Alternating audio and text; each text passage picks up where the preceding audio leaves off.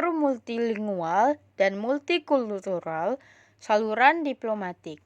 Dalam komunikasi internasional, contohnya diplomasi panda Indonesia dan Tiongkok.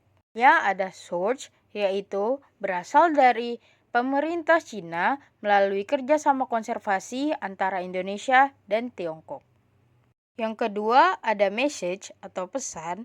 Diplomasi panda adalah salah satu bentuk soft diplomasi yang dilakukan oleh Tiongkok dengan meminjamkan panda raksasa ke negara-negara mitra sebagai simbol persahabatan dan upaya mempererat hubungan bilateral untuk membangun aliansi dan memperbaiki citra negara di mata dunia.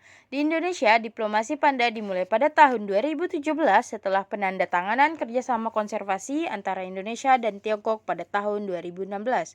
Indonesia menjadi negara ke-17 yang menerima pinjaman panda dari Tiongkok dengan 2 panda raksasa ditempatkan di Taman Safari Indonesia dan Taman Safari Bogor untuk jangka waktu 10 tahun.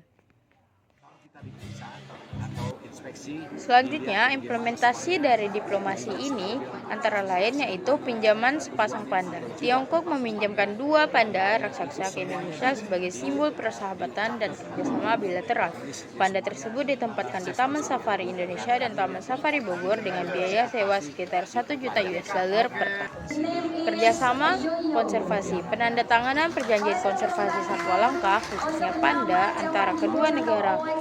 Program ini juga melibatkan transfer pengetahuan dan teknologi tentang konservasi satwa liar. Dan yang ketiga, ada peningkatan kerjasama ekonomi dan budaya.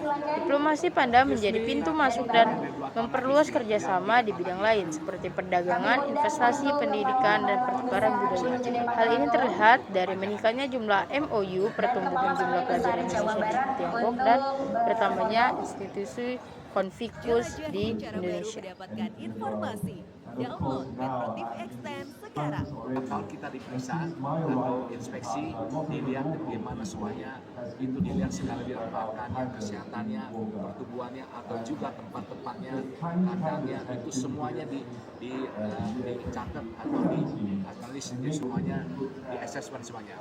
Dan kami lihat kan kalau tadi dengarnya itu pasti diperpanjang di sini karena di sini sudah Channel dalam komunikasi internasional ini adalah YouTube Metro TV dan YouTube channel News Asia. Receiver atau penerima diplomasi ini adalah Indonesia, Taman Safari Indonesia, serta Taman Safari Bogor.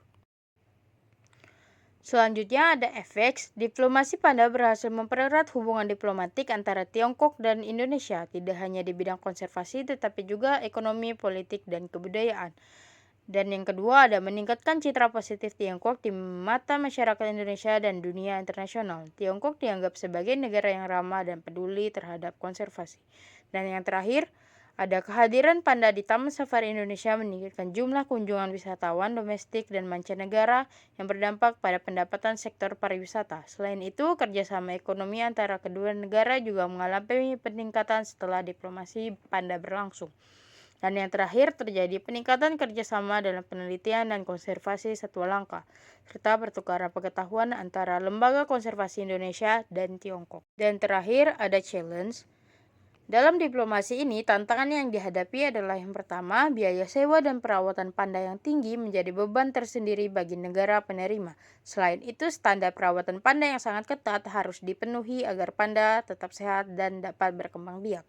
Yang kedua, ada anggapan bahwa diplomasi panda lebih merupakan alat politik Tiongkok untuk memperoleh pengaruh ekonomi dan politik di negara mitra, bukan semata-mata demi konservasi atau persahabatan. Dan yang terakhir, hubungan diplomatik yang memburuk dapat mempengaruh pada keberlanjutan diplomasi panda. Contohnya, ke beberapa negara barat mengembalikan panda ke Tiongkok sebagai respon atas memburuknya hubungan politik.